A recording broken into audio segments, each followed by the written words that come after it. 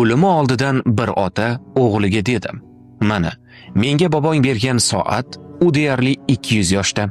Uni senga berishimdan avval zargarlik do'koniga bor, ularga sotmoqchi ekanligimni ayt va ular senga qancha taklif qilishlarini bil."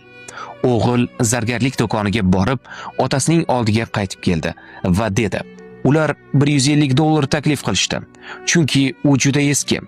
Otasi dedi: "Lombardga bor."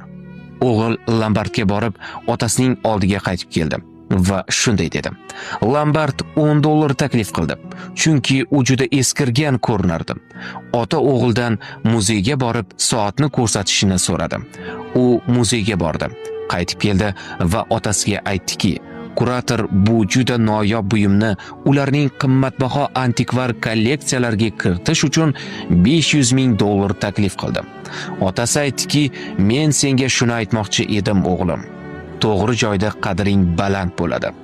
Noto'g'ri joyga tushib qolma va qadrlanmasang, g'azablanma."